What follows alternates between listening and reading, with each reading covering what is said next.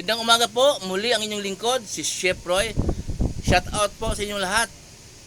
Lahat po kayo pagpapalain ng Diyos. Kung dati na kayong pagpapala ng Diyos, patuloy kayong pagpapalain ng Diyos at ingatan hanggang sa buong pamilya ninyo at sasamahan kayo ng Diyos kahit saan kayo paparoon.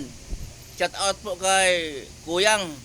Pangalan ni Kuyang ay Mambo Robles at Rosalinda Tan, JM Francisco. Palagi silang nag-aabang ng mga video ko. Sa umaga po ito, may babasahin po ako para sa inyo. Pakinggan po nyo, napakaganda po ito.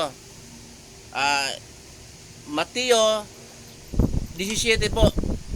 17 po, umpisahan ko sa 1 hanggang 5 po. Pakinggan po ninyo.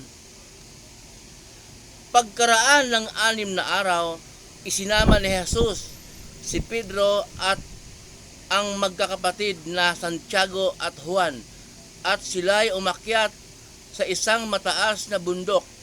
Habang sila'y naroroon, nakita nilang nagbabago ang anyo ni Jesus. Nagliliwanag na parang araw ang kanyang mukha at nagniningning sa kaputian ang kanyang damit. At nakita ng 3 alagad, sina Moises at Elias, na nakikipag-usap kay Jesus. Sinabi ni Pedro kay Jesus, Panginoon, mabuti naririto kami. Kung gusto ninyo, magtatayo ako ng 3 tolda. Isa sa inyo, isa kay Moises, at isa kay Elias. Habang nagsasalita pa si Pedro, nililiman sila ng napakaliwanag na ulap. Mula rito'y may tinig na nagsabi, ito ang minamahal kong anak na lubos kong kinalulugdan. Pakinggan ninyo siya. Magandang umaga po muli. Ito po ang mensahe sa atin ng Diyos sa umaga ito. Kaya po sinabi ko po na itong mensahe sa atin ng Diyos sa umaga ito. Opo, binasa ko. Pero simple po, banal na espiritu na ang nangunguna ng lingkod na yun ang mababasa ko, kasi hindi ko po, wala pong kakayanan ipaliwanag yun kung sarili ko lang. Malay ko ba kung sarili lang. Lahat po ng tao, wala kakayanan po papaliwanag sa salita ng Diyos kung sarili lang niya, kung walang banal na espiritu na nanguna sa kanya. Pansin po natin dito, pagkaraan ng 6 na araw, sinama ng ating Panginoong Jesus ang 3 alagad niya sa isang mataas na bundok. Ano pong dahilan na sinama niya?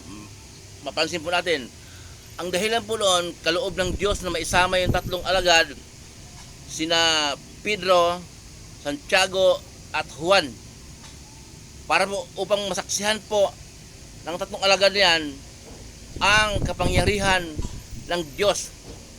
Noong pong pagdating sa mataas na bundok, nasaksihan po ng 3 alagad na nagbabagong anyo ang ating Panginoong Jesus. Nagliliwanag ang kanyang mukha na parang araw, nagniningning sa kaputian ng kanyang damit, at nakita po ng 3 alagad, nakausap ni Jesus si Elias at Moises. Magkalayo po pagitan noon.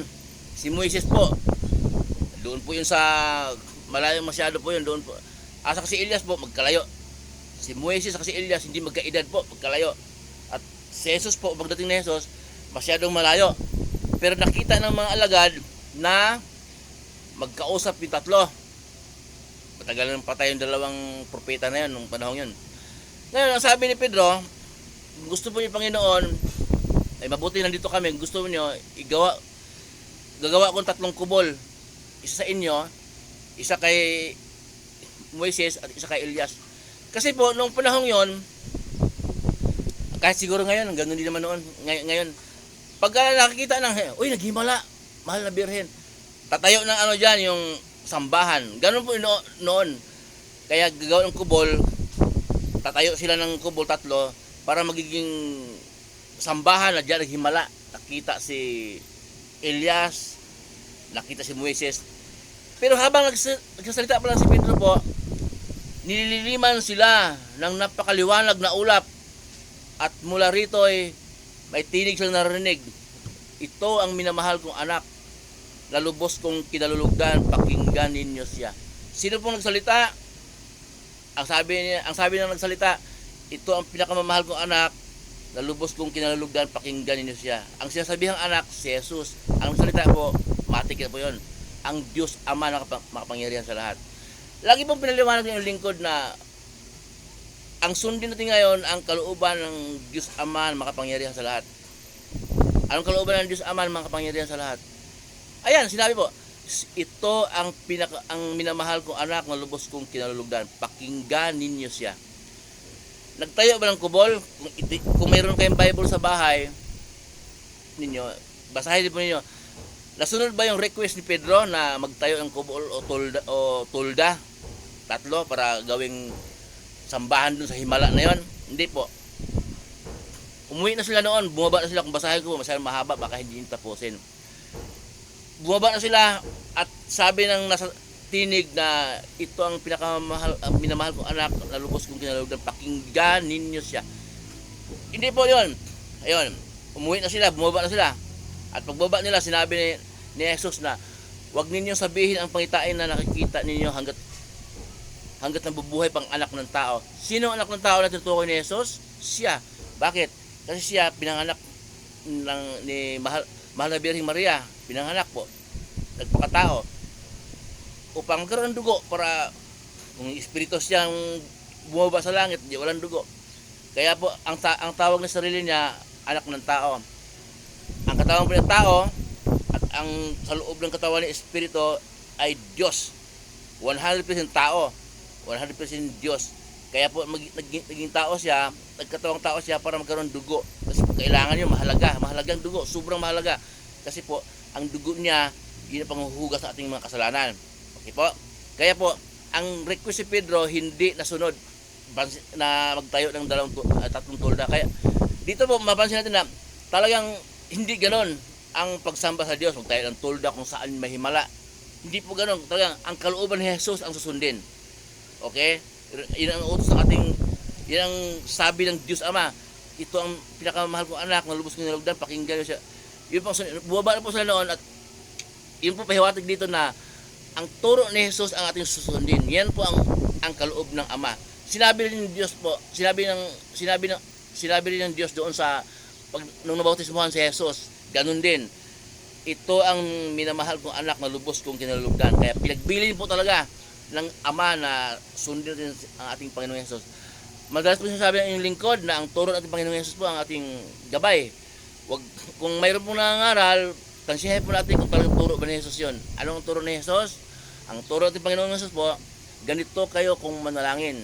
Ama namin, alam niyo yun. At ang turo ng Panginoon Jesus, bago kayo humiling sa Diyos Ama, alam na ng Diyos Ama kung ano ang inyong kailangan. Yun pong kausap natin Panginoon Jesus noon, yung mga may relasyon sa Diyos. Siyempre, may relasyon ka na sa Diyos, alam na ng Diyos kung anong kailangan mo bago ka humiling.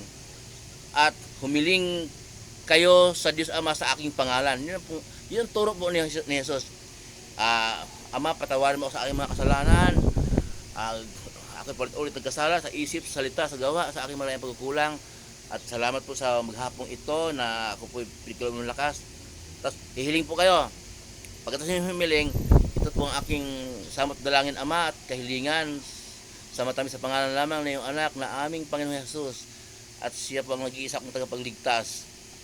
Amen, amen, amen. Yun po, turo ni Jesus humiling kayo sa kanyang pangalan.